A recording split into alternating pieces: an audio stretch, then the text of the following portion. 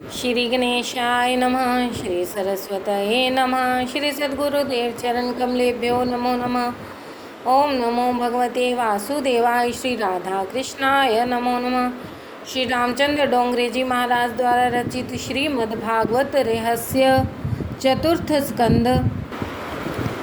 प्रथम स्कंद में अधिकार का वर्णन किया है। भागवत का श्रोता कैसा होना चाहिए आदि बातें बतलाई गई हैं। दूसरे स्कंद में ज्ञान लीला बताई गई है। मृत्यु जब समीप आ गई हो तब जीव कैसा व्यवहार करे, उस समय मनुष्य मात्र का क्या कर्तव्य है आदि का ज्ञान गुरु ने द्वितीय स्कंद में दिया है। पात्रता के अभाव में ज्ञान टिकता नहीं है। सुपात्र के अभाव में ज्ञान शोभा नहीं पाता है। धन और ज्ञान सुपात्र के बिना शोभा नहीं पाते हैं। जब तक ज्ञानी क्रियात्मक नहीं होता तब तक वह ज्ञान जैसा ही होता है। बहुत जानने की अपेक्षा तो जितना जान लिया है उसे जीवन में उतारने का प्रयत्न करना चाहिए। ज्ञान जब तक क्रियात्मक न बन जाए तब तक उसकी कोई कीमत नहीं होती। जब ज्ञान क्रियात्मक होता है तभी वह शांति देता है। ज्ञान को शब्द रूप ही मत रहने दो, उसे क्रियात्मक बनाओ। विचार करने पर ज्ञान होता है कि ज्ञान का अंत न कभी हुआ और न कभी होने वाला ही है, परंतु ज्ञान जब क्रियात्मक बनता है तभी शांति मिलती है। गुरु के द्वारा दिए ज्ञान को क्रिया में और जीवन में किस प्रकार उतारना चाहिए, ये बात तीसरे स्कंद में बताई गई है। ज्ञान और क्रिया का मधुर मिलन कैसे करना चाहिए, यह बात तीसरे स्कंद में बताई गई है। कपिल अर्थात जो जितेंद्रिय है वही ज्ञान को पचा सकता है। विलासी जन ज्ञान का अनुभव नहीं कर सकते। वेदांत ज्ञान का अधिकार सबको नहीं है।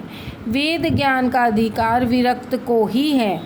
वेद का संहिता भाग मंत्र रूप है। ब्राह्मण संहिता का भाष्य है।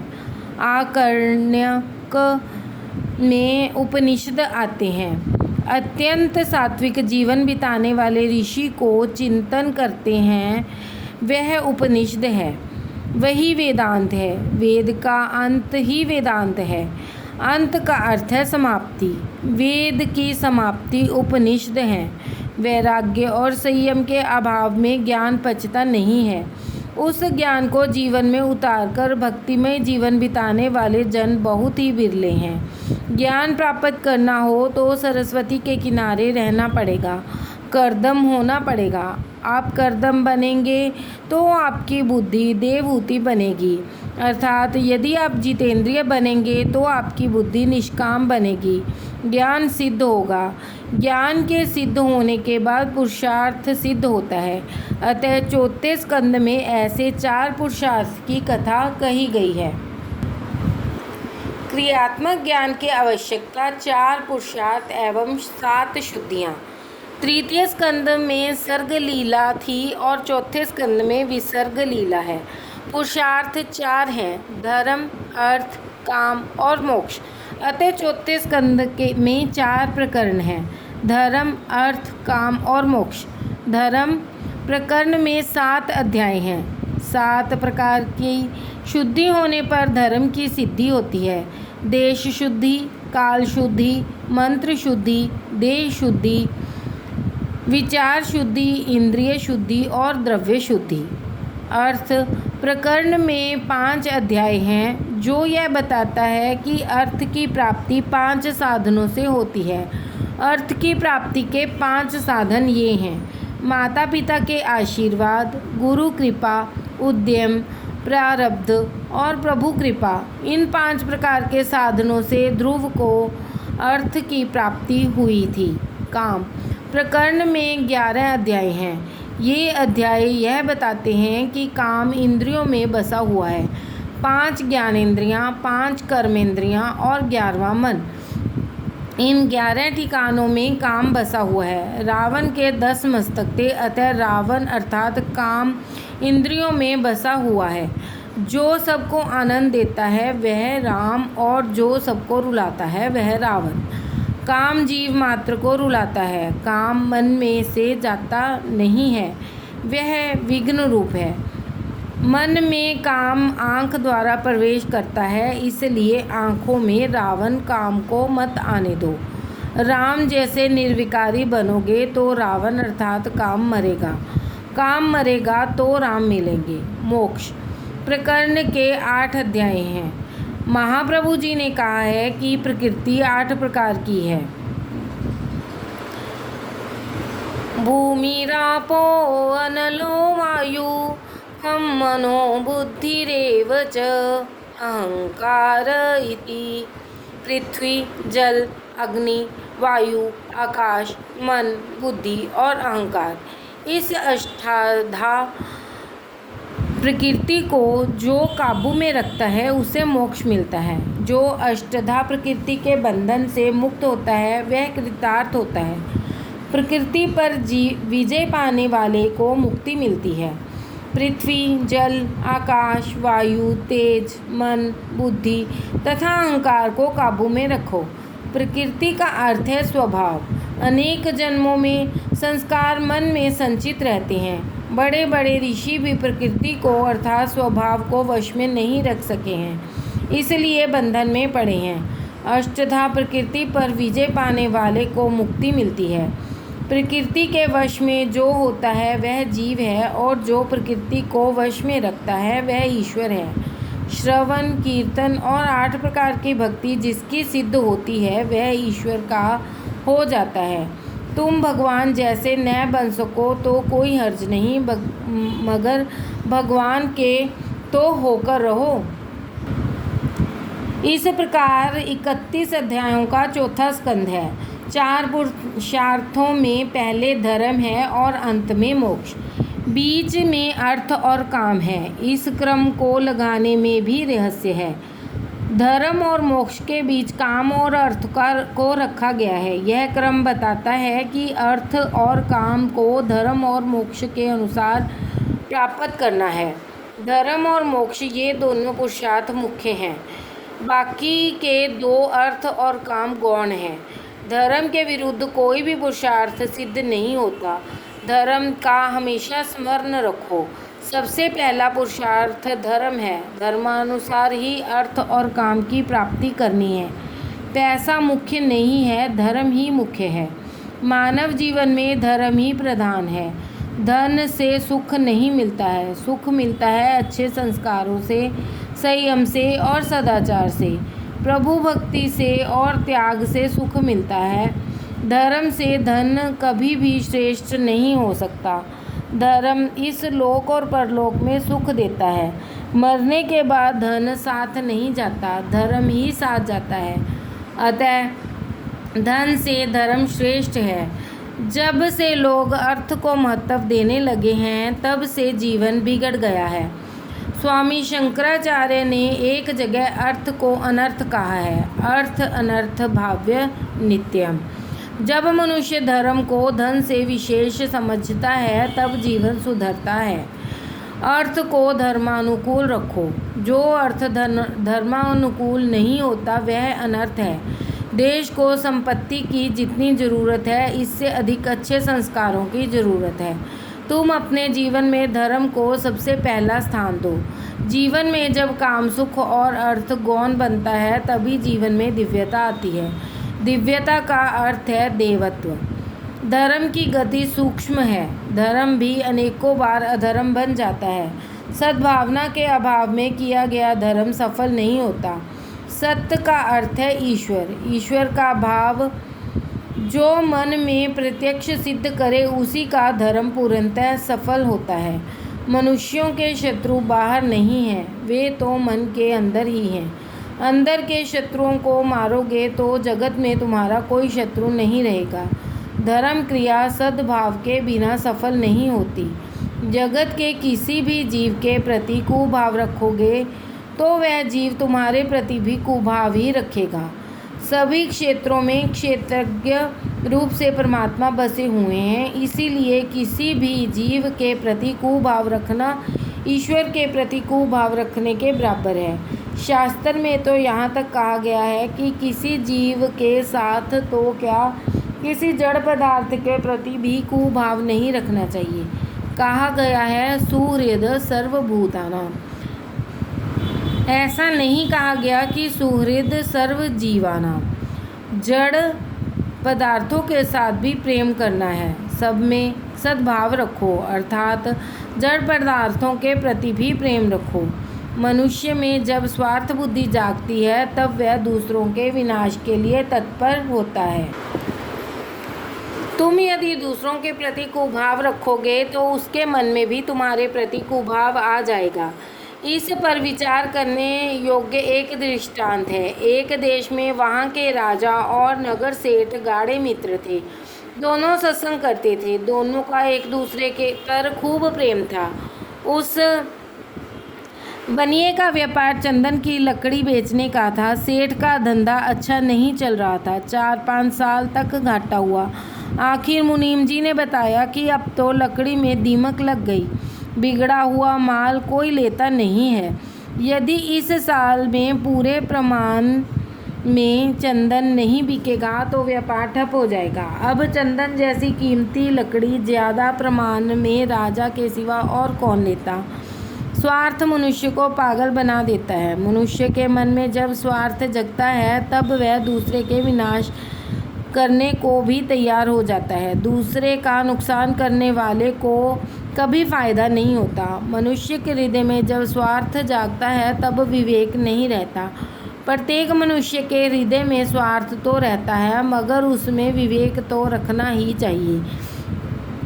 जिससे बोलने में शर्म आए वैसा सोचना भी नहीं चाहिए।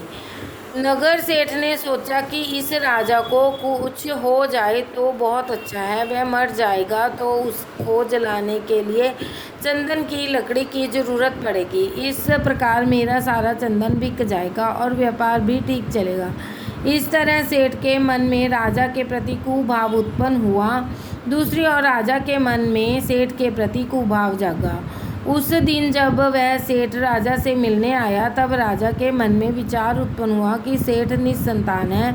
यह यदि मर गया तो उसका सारा धन राज्य भंडार में आ जाएगा। रोज के नियमानुसार सत्संग हुआ तो सही मगर किसी को आनंद नहीं आया। 2-3 दिन बाद राजा के मन में विचार पैदा हुआ कि जो पहले कभी नहीं उत्पन्न हुआ था, ऐसा दुष्ट विचार मुझे नगर सेठ के बारे में कैसे उत्पन्न हुआ। मनुष्य पाप को मन में छुपाए रखता है जिससे उसका जीवन बिगड़ता है। राजा ने सारी हकीकत सेठ से कह दी। राजा ने कहा, तुम्हारे बारे में मेरे मन में बुरे विचार कभी नहीं आए। इसका कोई कारण मेरी समझ में नहीं आ रहा। क्या तुमने भी मेरे बारे में कुछ बुरे विचार किए थे? सेठ ने कहा कि मेरे चंदन का व्यापार नहीं चलता है, सबका पोषण करना है, कोई माल लेता नहीं। सो मैंने विचार किया कि यदि आप मर जाएं तो कितना अच्छा हो। आप मरेंगे तो आपको जलाने के लिए चंदन की लकड़ी की ज़रूरत पड़ेगी और मेरा सारा चंदन बिक जाएगा। राजा ने सेठ को उलाना दिया कि खराब विचार तुमने क्यों किया? वैष्णव होकर ऐसे दुष्ट विचार करते हो। वैष्णव को शोभा नहीं देता। तुम्हारे मन में ऐसा विचार क्यों ना आया कि राजा अपने महल के दरवाजे चंदन के बनवाए और इसलिए चंदन खरीद ले। राजा ठाकुर जी के लिए चंदन का झूला बनवाए और मेरा सारा चंदन बिक जाए। इस प्रकार राजा का भी मन शुद्ध हो गया और बनिए सेठ का भी मन शुद्ध हो गया। इसके बाद दोनों में एक दूसरे के प्रति शुभ भावना जागी और दोनों सुखी हो गए। भाव शुद्धि सबसे बड़ा तप है। मानव जीवन तप के लिए ही है। जगत के किसी भी जीव के प्रति वैर मत रखो। शुद्ध भावना से रहित किया गया सत्कर्म भी किसी काम का नहीं होता। उससे कई बार धर्म भी अधर्म बन जाता है। सत्कर्म करने में यदि हेतु शुद्ध नहीं हो तो सत्कर्म भी पाप बन जाता है। दक्ष प्रजापति ने शिवजी के प्रति कुभाव रखा, अतः उसका धर्म अधर्म में बदल गया। उसका यज्ञ उसको ही मारने वाला हो गया। प्रत्येक मनुष्य के प्रति सद्भाव रखने से कार्य सफल होता है। सबका कल्याण हो, यही सत्य और सत्य कार्य है। सत्यम भूत हितम प्रोक्तम। अनेक में एक दर्शन करना ही सबसे उत्तम है। एक ब्राह्मण यदि रास्ते में किसी स्त्री को देखकर उसमें लक्ष्मी की भावना करेगा तो उससे उस स्त्री में बसे हुए अंतर्यामी ईश्वर उसको आशीर्वाद देंगे।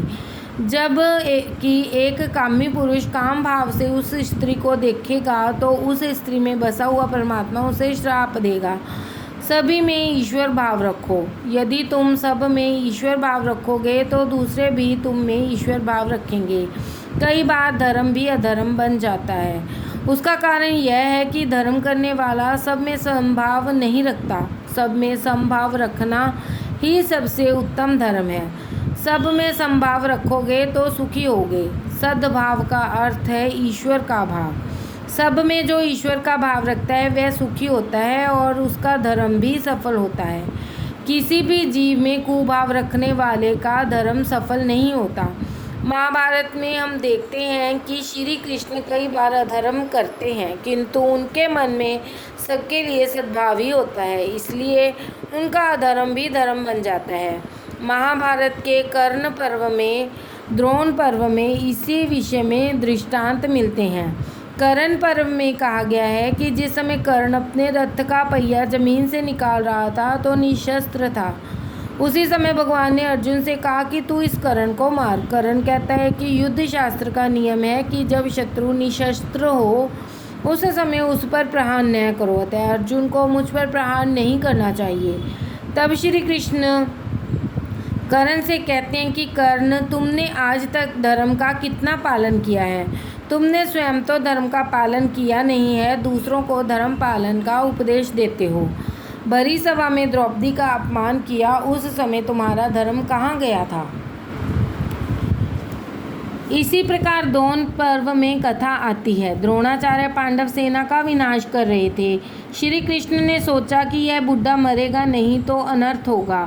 इतने में अश्वत्थामा नाम का हाथी मारा गया। श्री कृष्ण ने सोचा कि यदि द्रोणाचार्य से कहा जाए कि तुम्हारा पुत्र मारा गया है तो पुत्र शोक के कारण ये युद्ध बंद कर देंगे।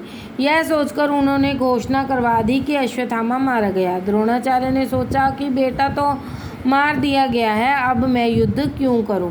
परंतु यदि युधिष्ठिर, धर्मराज युधिष्ठिर कह दें कि अश्वत्थामा मारा गया है तो मैं सच मानूं। युधिष्ठिर से भगवान कहते हैं, बोलो अश्वत्थामा मारा गया। युधिष्ठिर कहते हैं कि राज्य के लिए मैं असत्य कैसे बोलूं? भगवान कहते हैं कि दुर्योधन पापी है, वह मरेगा तो सुखी होगा और जीवित रहेगा तो अधिक पाप करेगा और दुखी होगा। जिससे सबका कल्याण हो वही सत्य है। द्रोणाचार्य ब्राह्मण होकर भी अधर्मी दुर्योधन की सहायता कर रहे हैं, वे पाप कर रहे हैं। द्रोणाचार्य अगर युद्ध छोड़ दें तो उसमें ज़्यादा अधर्म नहीं होगा, इसलिए कहता हूँ कि बोलो अश्वत्थामा हत। भगवान ने बहुत आग्रह किया, इसलिए युधिष्ठिर को बोलना पड़ा कि अश्वत्थामा हत। असत्य बोलने का पाप न लगे इसके लिए उसने बाद में बोले कि नरो वा कुंजरो वा, परंतु ये अंतिम शब्द किसी को सुनाई न दें इससे पहले ही प्रभु ने जोर से शंखनाद कर दिया, अतः ये शब्द किसी को सुनाई न दिए। दक्ष प्रजापति का यज्ञ रूप धर्म शिवजी के प्रति कुभाव रखकर करने के कारण अधर्म बन गया, उसको ही मारने वाला बना। दूसरी तरफ श्री कृष्ण का सत्य भाषण रूप अधर्म भी सब के कल्याण के लिए किया गया होने के कारण धर्म रूप बन गया। सत्कर्म करते समय भाव शुद्ध रखो, हृदय शुद्ध रखो। शुद्ध भाव रखना ही सबसे बड़ा तप है। इसलिए तो सर्वेषां अविरोधेन ब्रह्मकर्म संभारवे, यह मंत्र बोलकर प्रत्येक सत्कर्म का आरंभ किया जाता है। सबके प्रति सद्भाव रखो, सबको सद्भाव से देखो। सद्भाव के बिना किया हुआ सत्कर्म सफल नहीं होता। राधे राधे।